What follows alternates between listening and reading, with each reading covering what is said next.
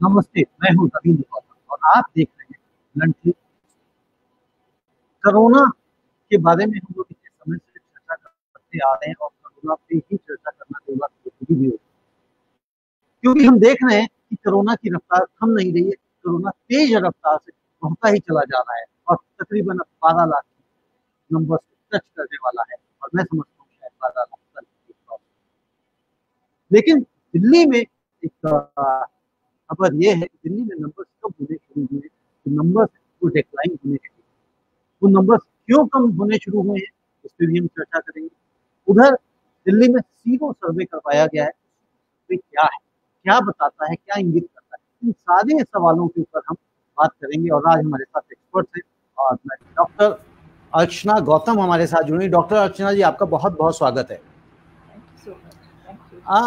Doctor अर्चना, जो हम देख रहे हैं कि नंबर से तेजी से बढ़ रहे हैं इंडिया के अंदर, वो क्यों बढ़ रहे हैं, क्या वजह आपको दिख रही है? कंट्रोल में नहीं आ पा रहे हैं अभी तक भी?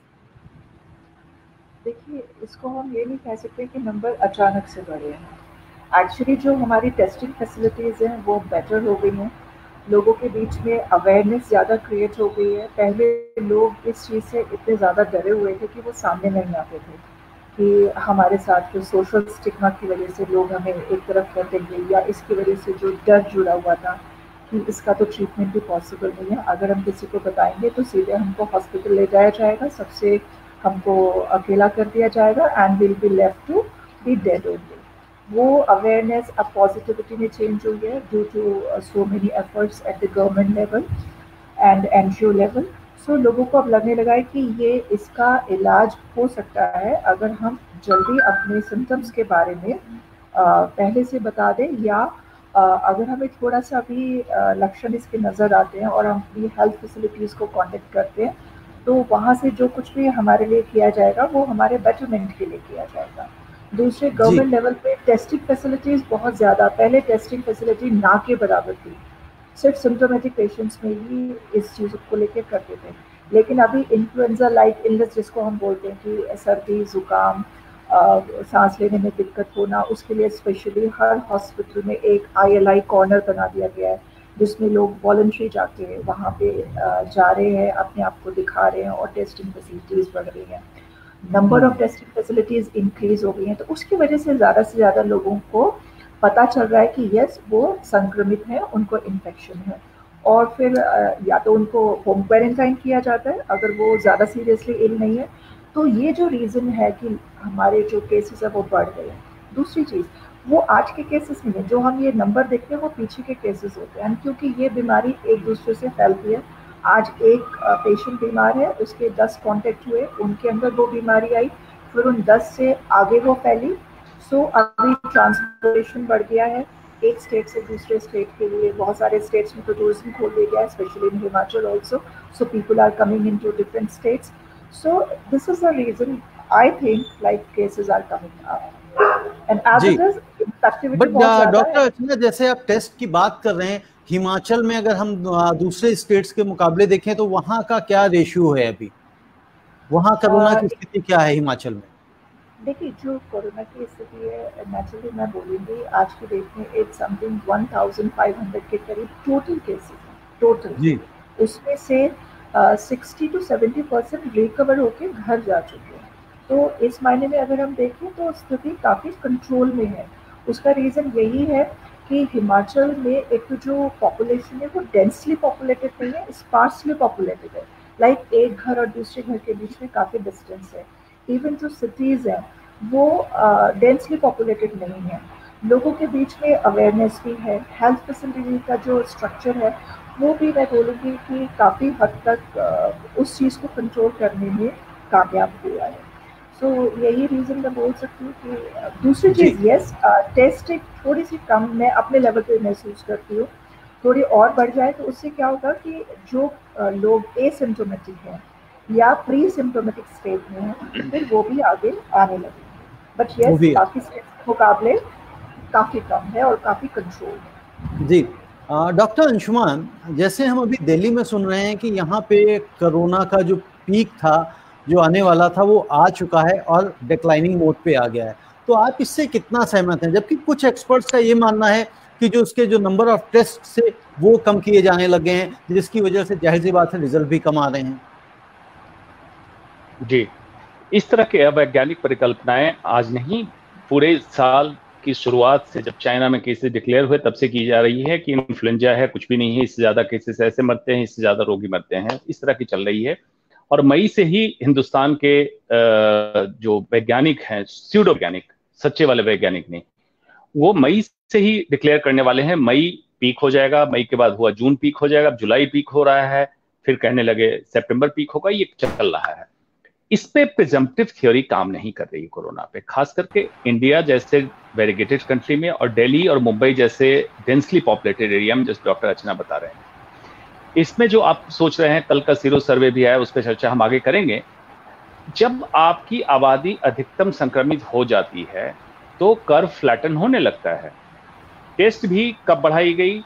दिल्ली जैसे कैपिटल ऑफ द कंट्री में टेस्ट जब बहुत ज्यादा दबाव बढ़ने लगा, बहुत ज्यादा मीडिया इंटरफेरेंस होने लगा और सेंटर का, केंद्र का, राज्य से जब ये हुआ, तब जांच बढ़ाई गई।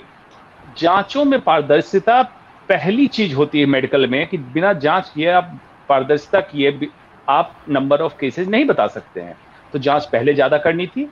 तो जांच इटसेल्फ हेल्प इसमें भी करेगी आपको कि केसेज को कैसे नहीं फैलने दे सकते हैं, क्योंकि आपको पता होगा सुपर स्प्रेडर कौन है।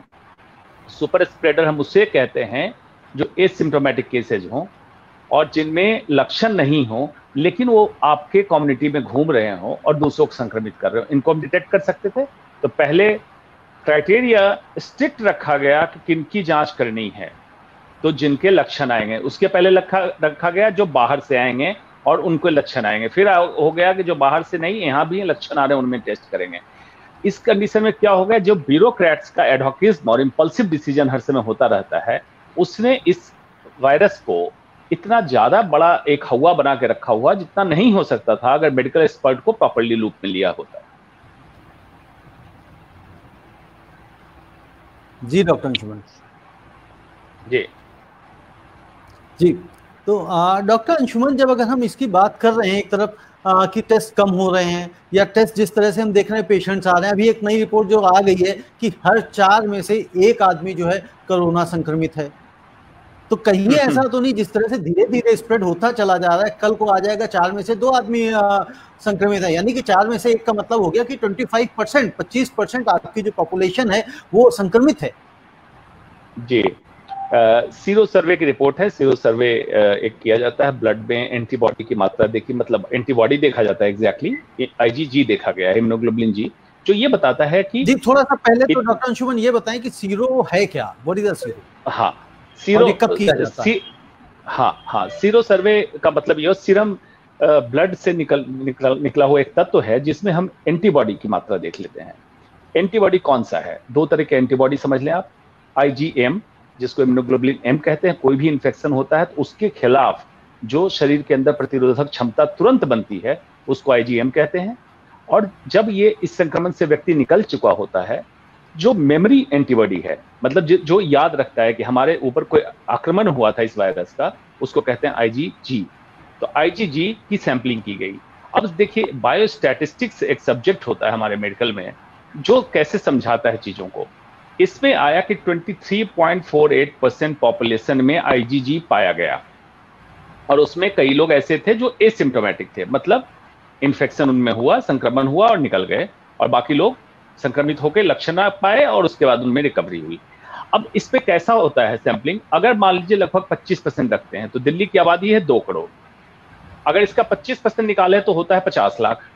तो क्या 50 लाख लोग यहां संक्रमित हो गए ऐसा माने? ये नहीं होगा। बायोस्टैटिस्टिक्स रैंडम सर्वे पे डिपेंडेंट होता है, मतलब किसी खास कॉलोनी में आपने कुछ टेस्ट किए, दूसरी कॉलोनी में कुछ खास टेस्ट किए, जो रिपोर्ट आई उसमें कहा गया जहां ज्यादा लोग संक्रमित पाए जा रहे थे वहां पे IgG टेस्ट किया गया।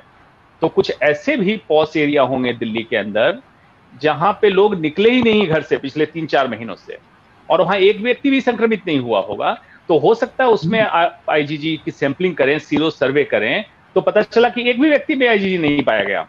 जैसे हमारे डॉक्टरों के बीच में भी कई लोगों का सीरो सर्वे कराया गया, तो कई लोगों को कोई सीरो IgG नहीं मिला और कई लोगों को मिला।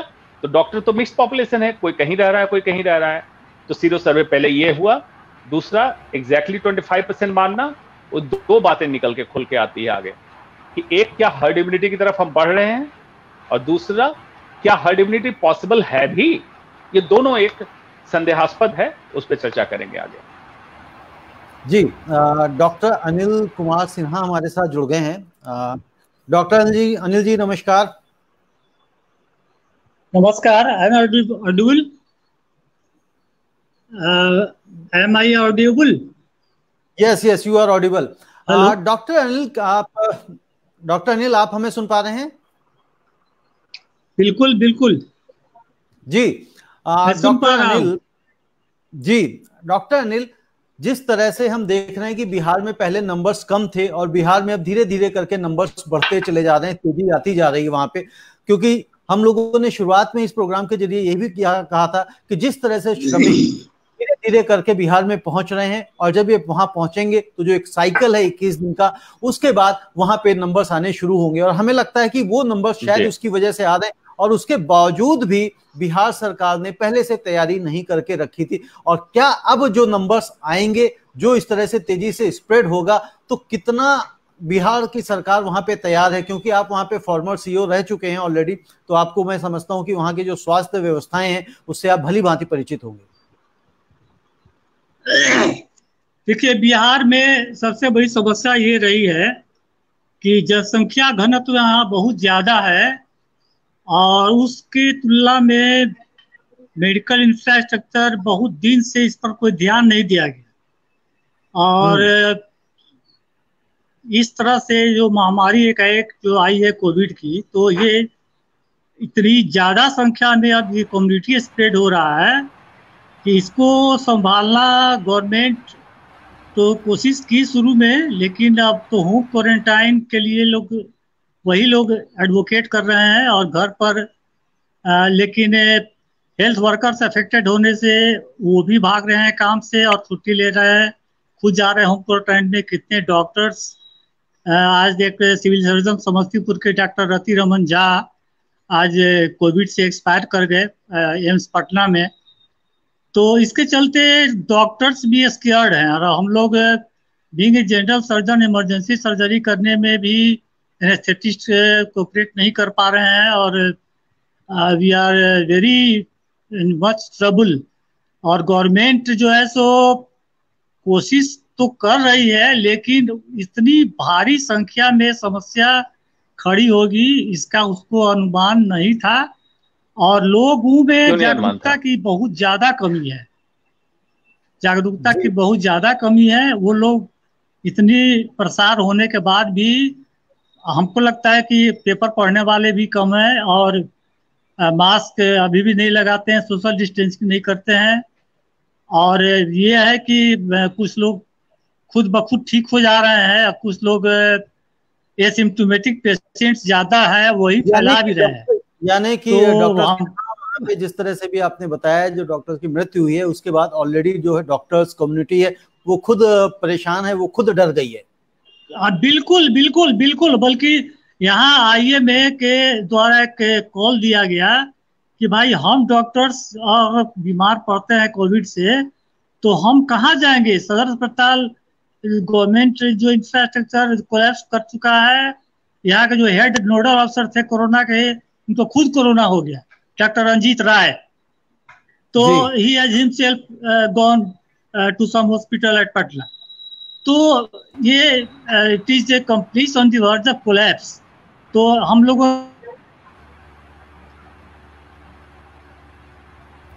डॉक्टर अंशुमन, शायद उनका नेटवर्क फ्रीज हो गया है। डॉक्टर अंशुमन, जिस तरह से बिहार के बारे में सुन रहे थे कि भाई यहाँ पे स्वास्थ्य की सुविधाएं ऑलरेडी हालत पहले ही से ही खराब है, और इस प्रोग्राम के इस प्लेटफॉर्म के जरिए हम ऑलरेडी इस पे कई बार चर्चा कर चुके हैं, एक बार नहीं कई बार चर्चा कर चुके हैं कि जो श्रमिक वहाँ पे जा रहे हैं, और जब वो उनका जो साइकिल वापस आएगा और उस वक्त जब वहाँ पे कोरोना स्प्रेड करेगा, तो क्या वो बिहार संभाल पाएगा? आपको लगता है कि बिहार इस स्थिति में है? क्योंकि आप भी बिहार को आई थिंक भली भांति जानते हैं, क्या वो इस स्थिति में है कि वो संभाल सके? और खासतौर से जब वहाँ पे बाढ़ भी तेजी से फैल रही है। जी रविंद्र जी, याद होगा ब्लंटली स्पीकिंग प्लेटफॉर्म से ही हमने बहुत पहले कहा था कि अभी जो अवैज्ञानिक परिकल्पना में एक ये भी तथ्य फैलाया जा रहा था कि बिहार में कुछ नहीं होगा, कोरोना से कुछ भी नहीं होने जा रहा है, वहां भी मलेरिया एंडेमिक की एक थ्योरी दी गई थी।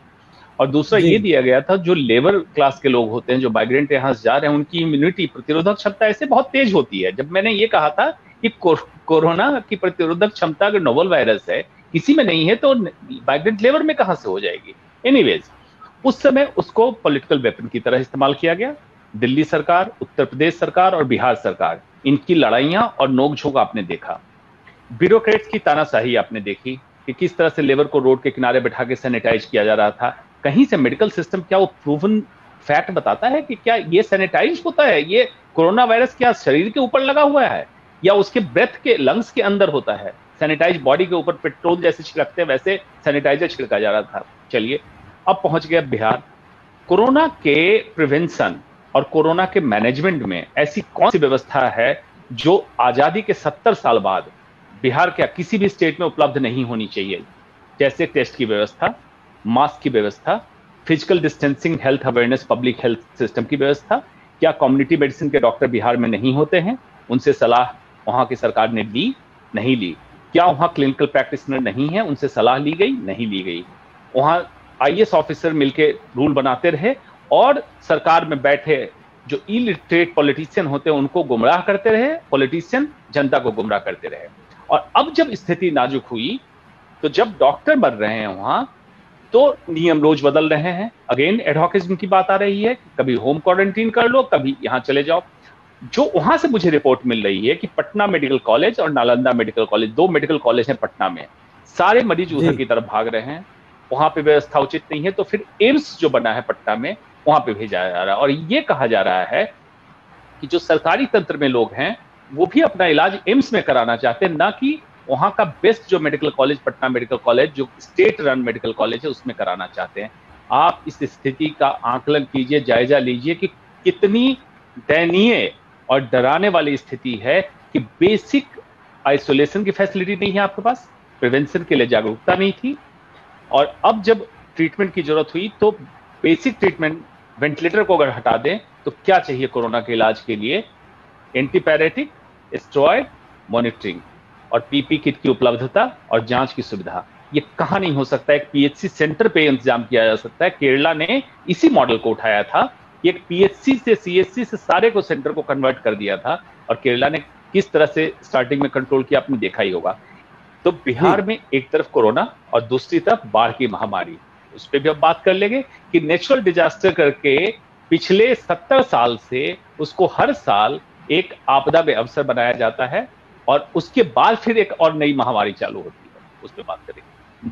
जी, उस पे आते हैं। ये एक अभिषेक डोगरा जी का प्रश्न है और अभिषेक जी को मैं प्रश्न लेता हूँ। अभिषेक जी पूछ रहे हैं कि many countries along with India declaring that the vaccine is under process and soon will have the vaccine for COVID-19. Any information you want to share on that? Doctor Archana, इसके बारे में आप क्या कहना चाहेंगे कि जिस तरह से सभी कंट्रीज कह रही हैं, कुछ लोग, हमारी भारत सरकार कह रही है हम 15 अगस्त तक ले आएंगे, उस पर भी हम ऑलरेडी चर्चा कर चुके हैं कि भाई क्या वो 15 अगस्त की जो डेट उन्होंने दी थी सरकार ने, क्या लाल किले से उद्घोषणा करने के लिए दी थी कि भाई हमने कोविड की मेडिसिन वैक्सीन ढूंढ ली है? मैंने आज ही एक वीडियो देखा एम्स डायरेक्टर डॉक्टर गुलेरिया का, जिसमें वो मेंशन कर रहे थे कि अभी जो है फेज 1 ट्रायल चल रहा है, उसके बाद वो सेकंड में आ रहे हैं। तो अभी हम एकदम से ये तो नहीं कह सकते कि हाँ जी बहुत जल्दी ये निकल आएगी। यस, हमें आशावादी होना पड़ेगा, और जहाँ तक पॉपुलेशन तक ये वैक्सीन पहुँचने का सवाल है, तो according to him very likely at the end of this year और at the beginning of the next year we might hope for the vaccine availability. But अभी तो ये फर्स्ट ट्रायल और सेकेंड ट्रायल के बीच में ही चल रहा है, तो हम सिर्फ आशावादी हो सकते हैं, लेकिन पक्के तौर पर इतनी जल्दी स्टेटमेंट्स देना I don't think it's possible for anybody. जी, इतनी जल्दी अगर हम स्टेटमेंट देते हैं, बट चूंकि यहाँ पे तो आपको पता ही, हमारा चाहे देश हो या दूसरे देश हो, सब में होड़ लगी हुई है कि वैक्सीन कौन पहले निकाल लेता है, उसकी होड़ चल रही है। डॉक्टर अंशुमान, एक और ये प्रश्न महेंद्र मल्होत्रा पूछ रहे हैं कि जो कोरोना है उसका क्या कोई ब्लड ग्रुप से भी कोई रिलेशन होता है? कह रहे हैं मैं ब्लड ग्रुप बी पॉजिटिव हूँ, तो उसके बारे में आप कुछ कहना चाहेंगे? मैं तो नहीं समझता हूँ कि कोई उसका ब्लड ग्रुप से रिलेशन है कि किसी का ब्लड ग्रुप कोई होगा तो उसको पहले हो जाएगा, या कोई ब्लड ग्रुप डिफरेंट है, एक्स है, तो वो बच सकता है। जी नहीं, ये सोशल मीडिया पे ट्रेंडिंग एक कंफ्यूजिंग और र्यूमर भरा मैसेज है। इसमें कोई तथ्य नहीं है, रिसर्च या शोध इसको कहीं भी सपोर्ट नहीं करता है। इसलिए मल्होत्रा साहब, आप बिल्कुल ऐसा डरे नहीं। जो परहेज सबके लिए, एहतियात सबके लिए बताएगा, वही आपके लिए भी है। आपके लिए कोई एक्स्ट्रा रिस्क नहीं। जी अच्छा, डॉक्टर अंशुमन, जिस तरह से हम ये बात कर रहे हैं कि जो एम्स के अंदर ट्रायल शुरू हो गए और दोनों स्टेज के ट्रायल एक साथ शुरू हो गए हैं, तो इससे क्या लगता है कि रिजल्ट्स जल्दी आएंगे, नतीजे जल्दी सामने आ सकते हैं और end of the year vaccine आ सकती है? इस बार मेडिकल हिस्ट्री में जो अर्लीस्ट वैक्सीन आया था मम्स का, 4 साल लगे थे उसमें। अभी तक की मेडिकल हिस्ट्री में फास्टेस्ट जो वैक्सीन पे काम हो रहा है अभी के समय हो रहा है, ये सच है। लेकिन corona virus single standard RNA virus है। इसकी प्रॉब्लम क्या हो रही है कि नॉर्मल इन्फेक्शन भी जब हो रहा है, एंटीबॉडी बॉडी के अंदर बन रही है, बहुत ही वेरिएबल, क्वांटिटेटिव एंड क्वालिटेटिव दोनों में बहुत अंतर आ रहा है। क्वांटिटेटिव मतलब कितना अमाउंट एंटीबॉडी का बना, किसी में जैसे सुना होगा आपने प्लाज्मा थेरेपी की बात हो रही है, तो जो बहुत सीरियस हो रहे हैं उन्हीं के प्लाज्मा में इतनी मात्रा में एंटीबॉडी मौजूद है कि दूसरे के लिए काम किया जा रहा है। जो भी अभी उसका भी साइंटिफिक प्रूफ नहीं आ रहा है कि क्या प्लाज्मा थेरेपी बेनिफिशियल है या नहीं है। लेकिन हालांकि जिससे प्लाज्मा निकाला जाएगा उनकी हालत अति गंभीर रही और निकल के आ गए, तब प्लाज्मा में इतना एंटीबॉडी मिलता है। क्वालिटेटिव मतलब कि किस स्ट्रेन के खिलाफ आपके बॉडी के अंदर एंटीबॉडी बनी और दूसरे स्ट्रेन से क्या क्रॉस इम्यूनिटी प्रोटेक्टिव है कि नहीं, 2 सवाल उठ रहे थे। तो फिर देखा जा रहा है कि जो नॉर्मल इन्फेक्शन में 2 से 3 महीने के बाद एंटीबॉडी का ट्रेस भी नहीं मिलता है, छोटा सा अंश नहीं मिल रहा है ब्लड में, तो क्या वैक्सीन काम कर जाएगी? एक बात ये आ रही है। तो फिर अभी एक मॉडर्ना एक कंपनी ट्रायल कर रही है वैक्सीन का, उसमें टी सेल बेस्ड ट्रायल चल रहा है, जिसमें कोशिश ये की जा रही है कि आरएनए इसके सीक्वेंस को डीएक्टिवेट करके वायरस के सीक्वेंस को किस तरह से टी सेल में इम्प्लांट किया जाए और ये परसिस्टेंट हमारे बॉडी में इम्यून सिस्टम को एक्टिवेटेड रखे और कोरोना वायरस के खिलाफ एंटीबॉडी बना के रखे। ये अगर ट्रायल सक्सेसफुल हुआ तो हमारे पास वैक्सीन आने की गुंजाइश है। क्यों इतना कंफ्यूजन है आप समझिए, इसको पब्लिक को भी समझना चाहिए कि आप लोगों को लगता होगा ऐसा क्या होता है वैक्सीन में जो कि इतना। वैक्सीन में सबसे पहले समझिए कि वैक्सीन किसी भी स्वस्थ व्यक्ति को दिया जाता है, मतलब बीमार को कोई दवा नहीं दी जा रही है। स्वस्थ व्यक्ति की प्रतिरोधक क्षमता एक खास किस्म के वायरस के खिलाफ बनाने के लिए देनी है। सबसे बड़ा रिस्क होता है adverse serious effect of vaccine, मतलब आपने वैक्सीन दिया कि ये एंटीबॉडी डेवलप हो, पता चला उसको कोरोना हो गया, पहला रिस्क। दूसरा risk persistence and sustenance of antibody, मतलब आपने वैक्सीन दिया, जैसे उदाहरण के तौर पे पोलियो का ड्रॉप पिलाया और उसके बाद बच्चे के अंदर एंटीबॉडी बन गई और बहुत सालों तक एंटीबॉडी बनी रही। तो ये 2 चीजें मिनिमम हमें चाहिए, तब जाके वैक्सीन ट्रायल में सक्सेसफुल होता है। तो इसको जब तक प्रूव नहीं किया जाएगा, चाहे आप कितना भी प्रेशर डालें, गवर्नमेंट कितना भी प्रेशर डाले, किसी कंट्री की सरकार प्रेशर डाले, साइंटिस्ट वैक्सीन को ऐसे नहीं उतार सकते हैं मार्केट में।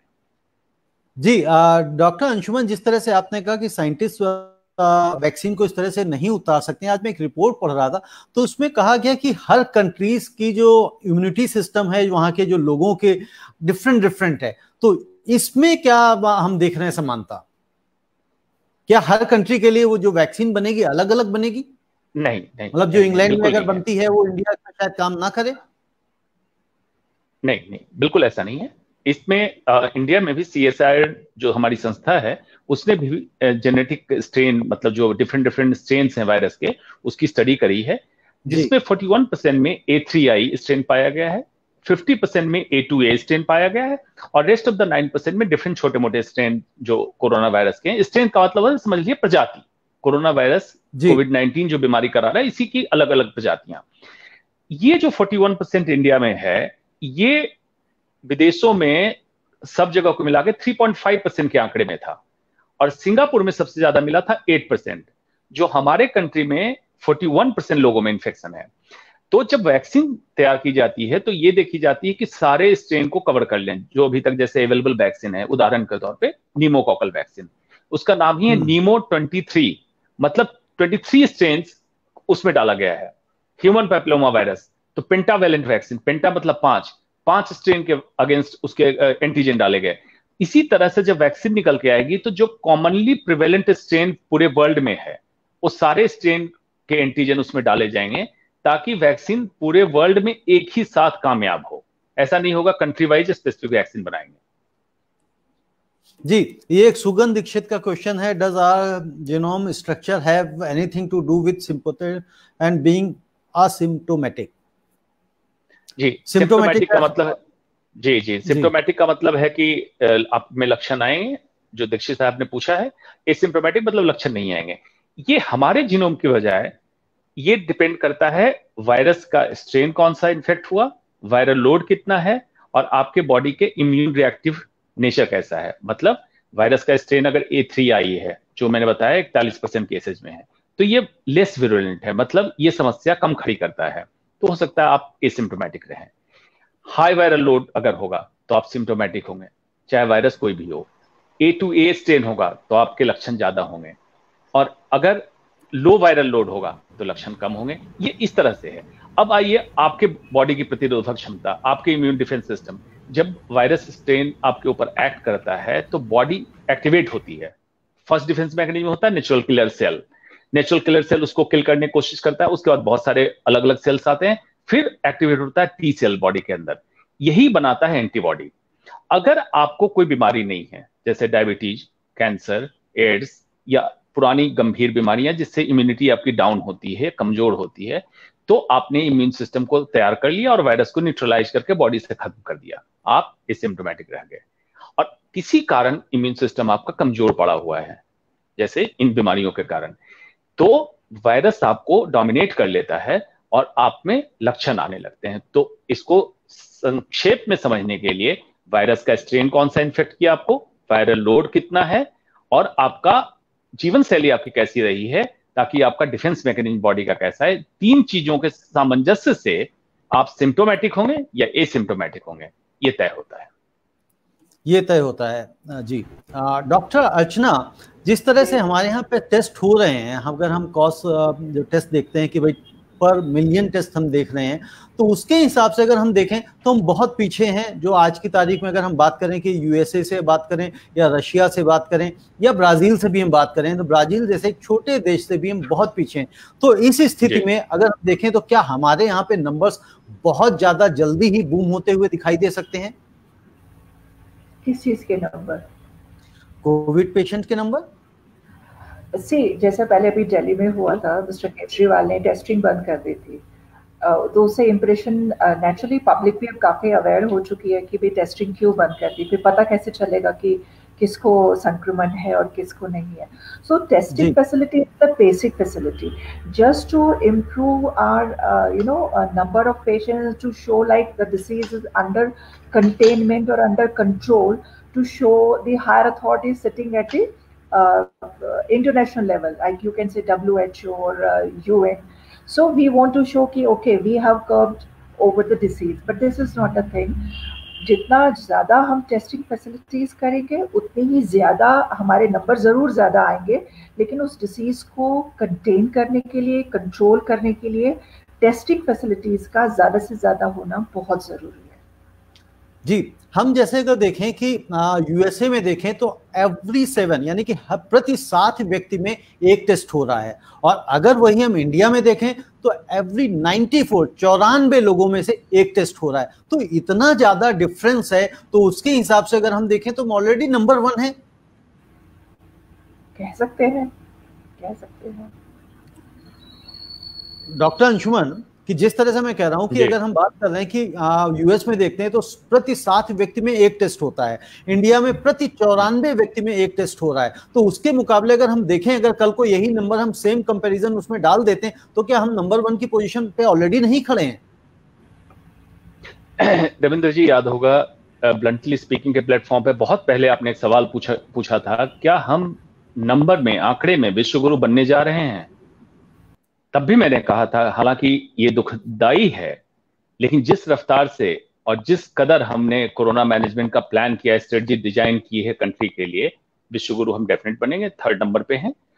उस दूसरी बात जो आपने पूछी टेस्टिंग की, अगर टेस्टिंग को उसी प्रोजेक्शन में हम देख लें 94:1 और 7:1, उस प्रोजेक्शन में देख लें, सिंपली इसी को कर लें, तो प्रोबेबली हमारे नंबर्स यूएस से ज्यादा हो चुके ऑलरेडी। और ऐड कर लें कि हमारे यहां, हमारे कंट्री में एसिम्प्टोमेटिक केसेस की संख्या 80 to 84% है। मतलब अगर आप जिस स्टेट में सिर्फ लक्षण के आधार पे जांच कर रहे हैं, तो उसमें से आप जान लीजिए कि 20% की जांच हो रही है, 80% की जांच भी नहीं हो रही है। तो उसको अगर प्रोजेक्ट करते हैं तो आप इमेजिन कीजिए कि कंट्री में कितने लोग पॉजिटिव हो चुके हैं, जिसका एक सिंपल सर्वे समझ सकते हैं, दिल्ली का सीरो सर्वे जो दिखा रहा है लगभग 1/4। अगर आप सीरो सर्वे को ही बात कर लें, अगर हम उसी की बात की सच्चाई मान लें, यानी कि 4 में से 1, तो 2 करोड़ की अगर हम पॉपुलेशन मान लें, तो 50 लाख तो यहीं पे संक्रमित हैं। जी जी जी। डॉक्टर अनिल कुमार सिन्हा, डॉक्टर अनिल, जो बिहार में अभी ताजा स्थिति है और जिस तरह से वहां पे बाढ़ है, क्योंकि ये कहा जाता है कि बाढ़ में के दौरान या बारिश के दौरान में इन्फेक्शन ज्यादा फैलता है, तो आपको क्या लग रहा है कि अब भी बिहार सरकार और कुछ तैयारियां कर रही है या नहीं कर रही है? देखिए, बिहार में तो बाढ़ हर साल आ रही है, उत्तर बिहार में खासकर, क्योंकि नेपाल में ऊंचाई है, हिमालय की तलहटी है, तो वहाँ जो भी बारिश होती है वो उत्तर बिहार से होकर ही गंगा में जाता है। तो यहाँ तो ये समस्या प्रत्येक साल की है, और इसमें लोगों का विस्थापन, जल के स्रोत संक्रमित हो जाते हैं, तो जल जनित बीमारियां, और उसमें इस साल तो ये कोविड ऊपर से एक अलग परेशानी है। तो सरकार पर तो दबाव बहुत ज़्यादा है, बहुत तरह के दबाव हैं, और हेल्थ इंफ्रास्ट्रक्चर में डॉक्टर्स की संख्या शायद 20% और ये फुल स्ट्रेंथ या उससे भी कम है, और में हेल्थ पर्सोनेल भी 20% से कम ही है। तो स्थिति थोड़ा क्रिटिकल तो है जरूर, लेकिन पता नहीं लोगों की सहन शक्ति या कुछ ज़्यादा ही है या इग्नोरेंस ही सहन शक्ति है, इसलिए कोई आवाज़ भी नहीं उठती है, और और इतनी जल्दी कुछ किया भी नहीं जा सकता। इग्नोरेंस, इसके लिए इतनी जल्दी कुछ नहीं किया जा सकता है, लेकिन जब चीजें पहले से ही पता है, पूरे विश्व में पता है कि चीजें हो रही हैं, फैल रही हैं, तो आप ऐसा नहीं हो सकता है कि आप सोचे कि कोरोना आएगा ही नहीं। आबादी का घनत्व तो दुर्भाग्य से यहाँ बहुत ज्यादा है, पूरे बिहार में और पूर्वी उत्तर प्रदेश में, केरल में, तमिलनाडु में, कर्नाटका में आबादी स्टेबलाइज्ड है, और यहाँ घनत्व इतना ज्यादा है कि लोग खतरनाक जगहों पर नदी की तलहटी में। सिन्हा साहब, अगर आबादी ज्यादा है तो हमें तैयारी भी तो ज्यादा करनी पड़ेगी, या हमें छोड़ देना पड़ेगा? बिल्कुल बिल्कुल। तो ये तो पूर्व की सरकारों का बहुत ही भारी विफलता है, जिन्होंने भविष्य में झांका नहीं या उनको झांकने की क्षमता नहीं थी। बारिश हर साल होती है, बाढ़ भी हर साल आती है। बारिश जो है हर साल होती है और बाढ़ भी हर साल आती है। हर साल झोपड़ियां बहती हैं, हर साल मकान बहते हैं, हर साल लोग भी मरते हैं, मवेशी भी मरते हैं। लेकिन यहाँ रहने के लिए जगह नहीं है, लेकिन बच्चे 14, और आप नदी की तलहटी में, नदी की पेटी में, आइलैंड जो प्रेसिपिटेट किया उस पर जाके रह रहे हैं, तो पानी तो कहीं तो उसको तो वे आउट चाहिए ही होता है, लेकिन लोगों के पास जगह नहीं है, तो खतरनाक जगह पर भी रह रहे हैं जी। और ये बहुत भारी समस्या है, और इसके लिए बहुत कड़े राजनीतिक सोच समझ और इच्छा शक्ति की जरूरत है, और इसमें एक समयानुकूल एक टाइम फ्रेम के साथ एक योजनाबद्ध कार्यक्रम करना होगा। और पूर्व की सरकारें विफल हुई है, मुझे अच्छी तरह याद है, हम लोग पूर्व की भी विफल हैं और फिलहाल तो सिन्हा साहब वर्तमान की भी विफल हैं। डॉक्टर अंशुमन, जो हम सरकारों के ऊपर बात करते हैं, हम बात पहले भी इस बात कर चुके हैं कि भाई बारिश हर साल होती है, बाढ़ भी हर साल आती है, लोग भी हर साल मरते हैं, मवेशी भी मरते हैं, और हर साल जो है कुछ सांत्वना भी दी जाती है सरकार की तरफ से, राहत प्रोग्राम भी चलाए जाते हैं। तो क्या ये सरकारें पहले से तैयारी नहीं कर सकती हैं? अगले 5 साल की तैयारी कर लें, अगले 10 साल की तैयारी कर लें कि अगले 10 साल में यहां पे अगर बाढ़ आएगी तो ये स्थिति नहीं रहेगी। जी, दोनों मुद्दों पे अलग अलग बात करते हैं। पहले तो कोरोना की बात कर लें। कोरोना के बारे में आज एक गांव का छोटा बच्चा जानता है कि कोरोना एक वायरस है जिसका संक्रमण वुहान सिटी चाइना से चला है और कंट्री में पहुंच चुका है। एक माइग्रेंट लेबर तक को पता है कोरोना वायरस का संक्रमण होता है। और अगर हम ये कहें कि हमारी तैयारी नहीं है, बिहार सरकार या बिहार के जो एडमिनिस्ट्रेटर हैं और कहते हैं हमारी अभी तैयारी नहीं है, केसेज बढ़ गए हैं, इससे शर्मनाक बात नहीं होनी चाहिए कि आप मिनिस्ट्री लेके बैठे हैं, आप वहां सरकार में बैठे हैं, आप पॉलिसी मेकर बैठे हैं और कह रहे हैं आपके पास तैयारी नहीं है, आपके पास टेस्ट नहीं है, या केंद्र और राज्य के चक्कर में पब्लिक को, जनता को उलझाएंगे। ये बिल्कुल सरासर गलत है। तैयारी के लिए लॉकडाउन आपने किया, लॉकडाउन तैयारी के लिए की जाती है mitigation number 1, preparedness number 2 and testing number 3। कितनी तैयारियां की आपने लॉकडाउन के दरमियान, ये आंकड़ा वहां की जनता को मांगनी चाहिए। जहां तक बात है सरकार कौन होती है रविंद्र जी? सरकार हमारे बीच से चुने हुए कुछ आम लोग होते हैं जिनको हमने ग्लैमराइज कर दिया पॉलिटिकल वर्ल्ड को कि ये हमारे माँ बाप हैं। India is a democratic country और जो चुन के जाते हैं they are accountable and answerable to the public. Public ने कभी पूछा नहीं। आपने 370 हटाने कहा, 370 हटा, राम मंदिर बनाने कहा, राम मंदिर बन गया। आपने कभी स्वास्थ्य सेवाओं को स्ट्रांग करने के लिए कभी डिमांड किया है? चाहे कोरोना हो या बाढ़ से होने वाली त्रासदी हो। अब बाढ़ की त्रासदी पे आते हैं। बिल्कुल आपने सही कहा कि बाढ़ की त्रासदी हर साल हो रही है। उदाहरण से लीजिए, जापान में हर साल भूकंप आ रहा है। जापान क्या हाथ पे हाथ रख के बैठा रहे कि नेचुरल कैलेमिटीज है और हमारे घर हर साल टूटेंगे, हम नए घर बना देंगे? तो जापान में भी इनोवेशन नहीं होता। जापान ने होम स्ट्रक्चर की टेक्निक चेंज कर दी और हाई सिस्मिक जोन होने के बावजूद भी हाई रिक्टर स्केल पे भूकंप आता है और वहां का घर डैमेज नहीं होता है। सिमिलरली अगर नेपाल बॉर्डर से हमारी समस्या थी, वहां से पानी छोड़ा जाता है, तो कैसे उसका कंट्रोल किया जाएगा? डिजास्टर मैनेजमेंट पहले क्यों कंट्रोल नहीं करती है? नंबर 1 जो उत्तरी भारत की बात है। नंबर 2 पटना जैसे सिटी जिसमें जल जमाव होता है, कभी भी बाढ़ या सैलाब नहीं होता है, तो ड्रेनेज और sewerage system, road construction, building norms, urban planning, कहां है ये सब? इनके सारे मंत्रालय बने हुए हैं और उसका हेल्थ इंपैक्ट होने वाले तो स्वास्थ्य मंत्रालय भी इन्वॉल्व है, एनवायरमेंट मिनिस्ट्री इन्वॉल्व है। ये सारे मिनिस्ट्री क्या करते हैं? आवंटन होता है, बजट निकलता है, फिर ये सैलाब में बहा दिया जाता है, फिर नए साल का बजट निकल जाता है। तो अगर मैं कहूं क्या ये साजिश है? हर साल ये किया जाता है, तो इसमें कौन सी कमी है? सरकार किसी की हो, जनता को तो अकाउंटेबल सरकार चाहिए। जनता को पता नहीं क्या चाहिए, ये आप भी समझते हैं और हम भी समझते हैं।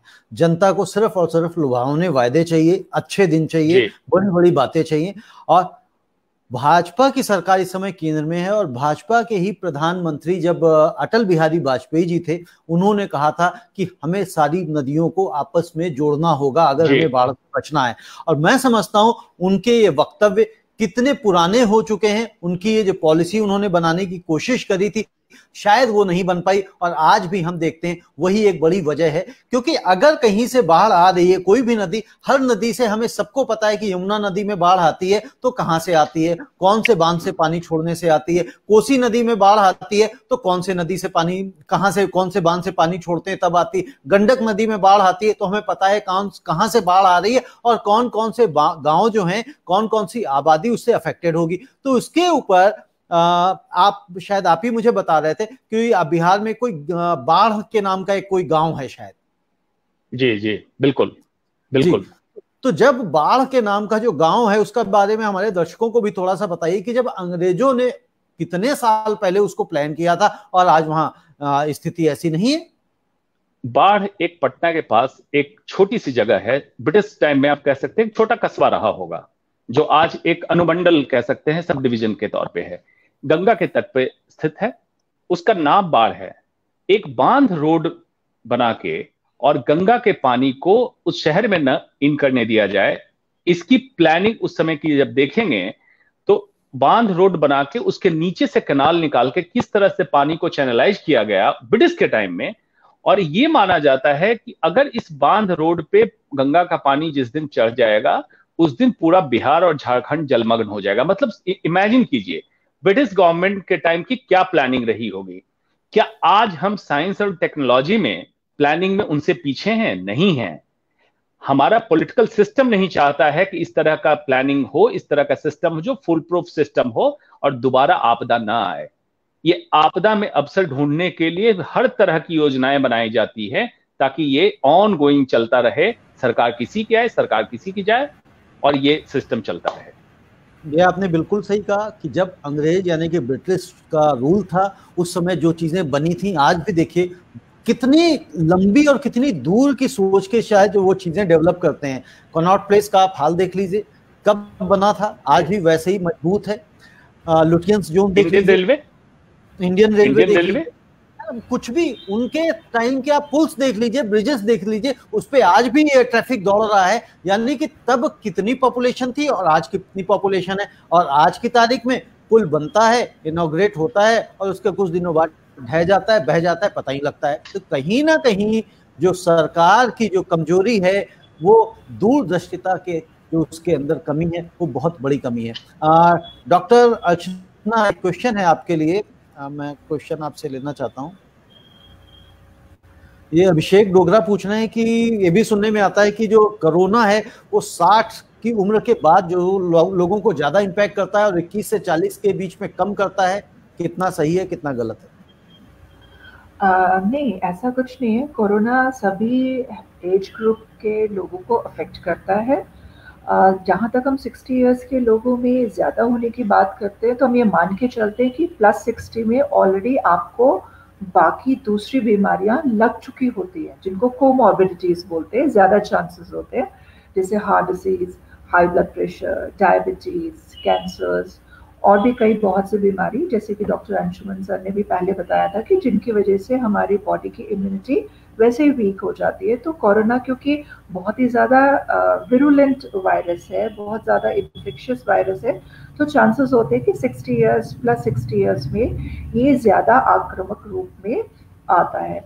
और जो यंगर एज ग्रुप है, ऐसा नहीं कि वो इससे अछूते हैं या कम है, सिर्फ इसलिए कि उनकी इम्यूनिटी, इनबिल्ट इम्यूनिटी स्ट्रॉन्ग होती है, तो हम ये मान सकते हैं कुछ हद तक। लेकिन हम ये नहीं कह सकते कि ये इस एज ग्रुप में ज़्यादा होता है या उस एज ग्रुप में ज़्यादा होता है। Yes, high risk age group हम मान के चलते हैं, 60 and +60 years people and pregnant ladies. तो ऐसा कोई एज ग्रुप बार नहीं है। कोई सजेशन पूछ रहे हैं कि कोई सजेशन है कि होम रेमेडीज हैं, प्रिकॉशनरी मेजर्स हैं जिससे लोग घर में ही चीज़ों को कोरोना से बचने की कोशिश कर सकें? देखिए, जब से ये कोरोना बीमारी चली है, सबसे जो पॉजिटिव बात सामने आई है कि लोगों के अंदर अपने खुद के हेल्थ के लिए, लाइफस्टाइल के लिए वो ज़्यादा अवेयरनेस देखी गई है, ज़्यादा जागरूक हो गए हैं। तो उस लिहाज से अगर हम होम रेमेडीज़ की बात करते हैं तो अभी तक कोई ऐसा एविडेंस बेस्ड चीज़ सामने नहीं आई है जिसको कि हम ये कह सकें कि यस, ये कोरोना से हमें बचाती है। लेकिन हाँ, ये ज़रूर है कि इनसे हमारी बॉडी की जो इम्यूनिटी है वो बढ़ सकती है, क्योंकि जैसा कि हमारा एक अलग पैथी है आयुर्वेदा, जो कि सदियों से चली आ रही है, उसके अकॉर्डिंग अगर हम ये देखें तो इनमें बहुत सारी जो होम रेमेडीज़ हैं वो एंटीऑक्सीडेंट्स का काम करती हैं। सो अगर हम इनको लेते हैं तो इनके लेने से कोई बुराई नहीं है, इससे हमारी जो हेल्थ की जो इम्यूनिटी है वो बढ़ सकती है, हम ज़्यादा हेल्दी रह सकते हैं, और जब हम ज़्यादा हेल्दी रहेंगे इम्यूनिटी बढ़ेगी। सो कोरोना के साथ साथ और भी बहुत से इन्फेक्शंस हैं जिनसे हम बच सकते हैं। लेकिन ये कहना कि होम रेमेडीज से ही हम कोरोना से बच सकते हैं, वो अभी साइंटिफिकली प्रूव नहीं हुआ है। डॉक्टर अंशुमान, अभी जो सेंट्रल गवर्नमेंट ने एक एडवाइजरी जारी की है N95 मास्क के ऊपर, तो उसके बारे में क्या आपका मानना है कि किस तरह से, मतलब ये कभी भी उठ के कुछ भी कह देते हैं। उधर ट्रंप ने भी कह दिया कि भाई मास्क लगाना जरूरी है, पीछे वो कह रहे थे मास्क नहीं लगाना चाहिए। तो मतलब ये जो ब्यूरोक्रेट्स हैं, पॉलिटिशियंस हैं, क्यों नहीं ये मेडिकल एक्सपर्ट से पूछते हैं, जानकारी लेते हैं, उसके बाद किसी चीज को आगे कहते हैं, ताकि उनको अपनी बातों से पीछे हटना पड़े? पहले तो इसी का जवाब दे देता हूं क्यों नहीं करते हैं।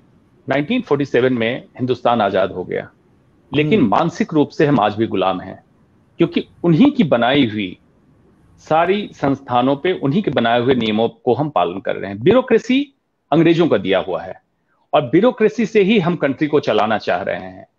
नॉर्मली आप अगर ह्यूमन माइंड की बात करें तो at a time single time, जैसे अभी हम लोग काम कर रहे हैं, बात कर रहे हैं, इंटरव्यू कर रहे हैं, तो एक ह्यूमन माइंड 7 टास्क परफॉर्म कर सकता है। 7 टास्क जी। नॉर्मली एवरेज जब हम काम करते हैं 3 टास्क परफॉर्म करते हैं। मतलब आप खाना खा सकते हैं, टेलीविजन देख सकते हैं और कुछ फोन पे बात कर सकते हैं। उससे ज्यादा होगा तो आप बेचैन होने लगते हैं।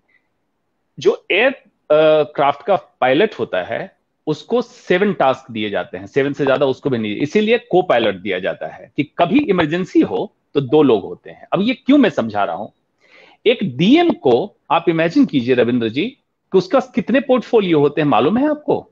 एक डिस्ट्रिक्ट मजिस्ट्रेट के पास 180 पोर्टफोलियो एवरेज, मतलब एट ए टाइम उसको 180 टास्क परफॉर्म करने हैं। ह्यूमनली पॉसिबल है?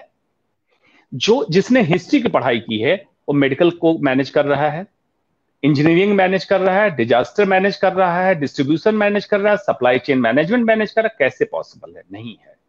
तो ये तो क्यों नहीं होता है?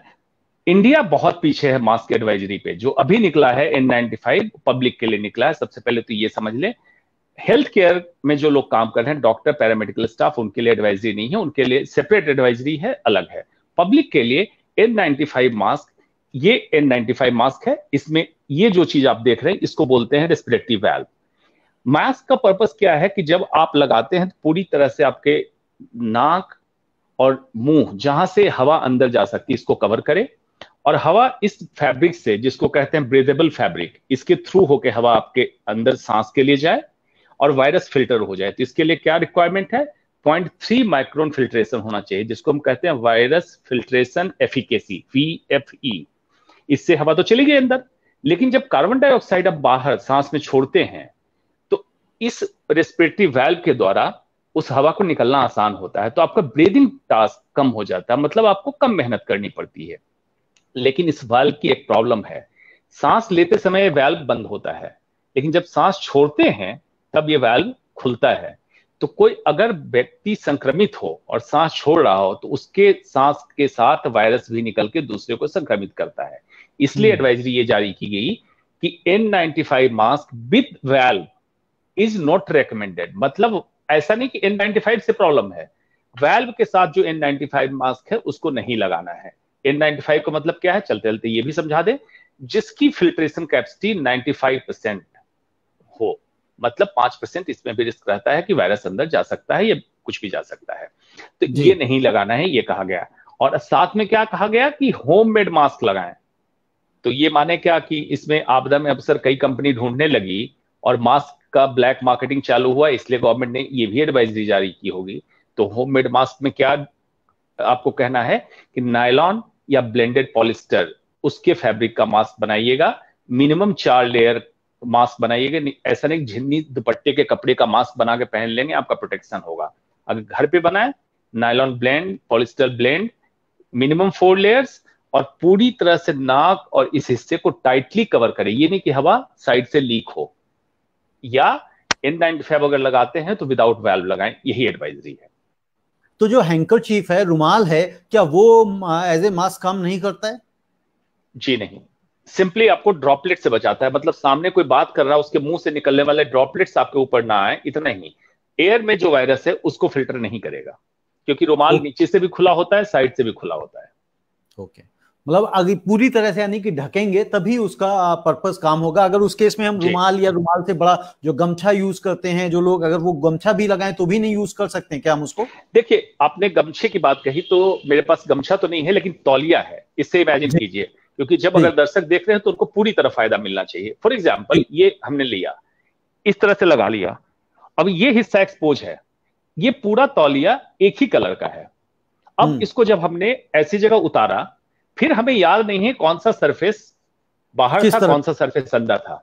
जिस सरफेस पे उदाहरण के तौर पे वायरस एक्सपोज था, उसको अब हमने लिया, अब अंदर की तरफ लगा लिया, और हम वायरस को पूरी तरह अंदर जाने के लिए अलाउ कर दिया। तो मेडिकल एक्सपर्ट की तरह मैं रिकमेंड नहीं करूंगा कि मास्क फॉर्म में रहने का फायदा ये होता है कि आपको पता है कि आउटर सरफेस, बाहरी सरफेस सतह कौन सी है, अंदर की सतह कौन सी है, आपको पता है, आप उसको या तो यूज करके फेंक सकते हैं या धो सकते हैं। गमछा, तौलिया, रुमाल रिकमेंडेड नहीं है।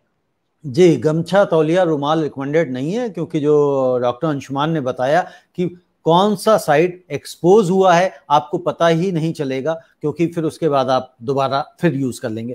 डॉक्टर अंशुमान, एक चीज और, क्या होटल्स वगैरह खुल गए हैं, 5 स्टार होटल्स वगैरह? क्योंकि मेरी नॉलेज में तो भी आया कि अभी उनको शायद परमिशन नहीं मिली हुई है। आपको क्या अपडेट है? जी, फिजिकल डिस्टेंसिंग नॉर्म के बायलॉज के हिसाब से तो अभी तक यही माना गया है कि मॉल, मूवी, मैं तो मदिरा भी कहता था, ये नहीं खुल, जो 5 स्टार होटल्स हैं, जी जी जी जी, मैं उस पे आ रहा हूँ। जी, तो होटल भी नहीं खोलने की बात कही गई थी, जिसमें रेस्टोरेंट, 5 स्टार होटल भी थे। लेकिन न्यूज चैनल के माध्यम से ही सुना है कि कुछ वहां राजनीतिक चर्चाओं के लिए होटल खोल दिए गए हैं और कुछ नेतागण को वहां रखा गया है। तो ये वायलेशन है फिजिकल डिस्टेंसिंग का, क्योंकि फिजिकल डिस्टेंसिंग सेम एप्लीकेबल। अगर आप जब होटल्स बंद किए हुए हैं, आम जनता के लिए बंद किए हुए हैं, लेकिन पॉलिटिशियंस के लिए होटल खोल दिए हैं, तो दो चीजें हैं, या तो इसमें दो चीजें हैं, क्या जो सरकार है वहां की, राजस्थान की सरकार की मैं बात कर रहा हूं, जो फेयरमाउंट होटल में रुके हुए विधायकों की बात कर रहा हूं, या तो पॉलिटिशियंस ये मानते हैं कि उनको कोरोना नहीं होगा, एक क्वेश्चन, या ये वो मानते हैं कि हमारे ऊपर किसी भी तरह का नियम, कायदा, कानून लागू नहीं होता है, क्योंकि नियम, कायदे, कानून तो हम बनाते हैं और ये जनता के लिए हम बनाते हैं, उनको परेशान करने के लिए बनाते हैं, उनको टॉर्चर करने के लिए बनाते हैं, या उनकी सुविधा के बनाते हैं। जी, इस जगह तो इन दोनों में जी बिल्कुल, आपने सही पॉइंट उठाया है और इसको मनोवैज्ञानिक तरीके से समझने की जरूरत है। पहली बात जो आपने कही कि इनको लगता है कि अगर इनको इन्फेक्शन नहीं होगा कोरोना का, कोविड-19 बीमारी से संक्रमित नहीं होंगे, तो अफसोस की बात है, दुर्भाग्यपूर्ण बात है। बिहार के एक MLC mister S K Singh probably नाम था, आज ही मैंने पढ़ा है कि उनका निधन हो गया कोरोना से। दुखदाई बात है। तो ये तो भूल जाएं, ये नेता लोग भी, सबका बॉडी एक है, डीएनए एक है, सेल एक है, ये होता है। दूसरी बात, जब लोग सत्ता में आते हैं तो मैंने कहा कि डेमोक्रेसी, सेवा और प्रजातंत्र दिखाने के लिए है। इनके पास जब सत्ता में आते हैं, पावर में आते हैं, तो मनोवैज्ञानिक तौर पे समझिए कि 3P, पावर, पक्ष एंड पोजीशन। पावर मतलब सत्ता में आना, ताकत में आना, पक्ष मतलब पैसा बहुत आना, और पोजीशन मतलब कोई मंत्री मंत्रालय मिलना। ये जब आता है तो इंसान अपने अहंकार को छुपा नहीं पाता है। उस अहंकार में एक ही चीज करता है, दमन। वो दमन जनता का हो सकता है, दमन नियम का हो सकता है, दमन कानून का हो सकता है। तो ये अहंकारी हो जाते हैं, और अहंकार में हर समय इंसान अंधा होता है। वो सच्चाई से हर समय मुंह मोड़ता है अपने अहंकार को साबित करने के लिए। ये इसका एक द्योतक हो सकता है। अब ये तो उन्हीं को पता होगा कि किस पॉइंट के लिए इकट्ठे हुए हैं, किस पॉइंट के लिए इकट्ठे हुए हैं। जी, डॉक्टर अर्चना जी, आप जो हिमाचल की जनता है जो आपको देख रहे हैं वहां पे, उनके लिए आप क्या संदेश देना चाहेंगे, उनको क्या सलाह देना चाहें कि किस तरह से वो कोरोना से बचने की कोशिश करें, क्या प्रिकॉशन लें? सबसे पहले तो मैं ये बताना चाहूँगी कि जब से ये लॉकडाउन का अनलॉक शुरू हुआ है, तो मैंने खुद अपने पर्सनल लेवल पे देखा है कि लोग काफ़ी केयरलेस हो गए हैं। केयरलेस इन द सेंस कि वो बाज़ार जाएंगे, सब्ज़ी की दुकान, क्योंकि आज के टाइम पे सबसे ज़्यादा शॉपिंग सब्ज़ी की दुकानों पे ही होती है या राशन की दुकानों पे होती है। तो उनके अंदर पेशेंस की कमी मैं देखती हूँ। वो even not even uneducated, very educated people, क्योंकि ये छोटा शहर है जहाँ, जिस शहर में मैं रहती हूँ, तो मैं यहाँ की अगर बात करूँ, मैंने अपने पर्सनल लेवल पे देखा है कि लोगों के अंदर बहुत ज़्यादा बेसब्रापन है, इम्पेशेंस है कि चीज़ पहले मुझे मिल जाए। सो मैं यही कहना चाहूँगी कि ये पेशेंस आप अपना बना के रखें। जब पहले ये था कि एक केस हुआ है, 2 केस हुए हैं, तो लोग ज़्यादा डरे हुए थे, लोग ज़्यादा चौकस थे, लोग ज़्यादा सावधान थे।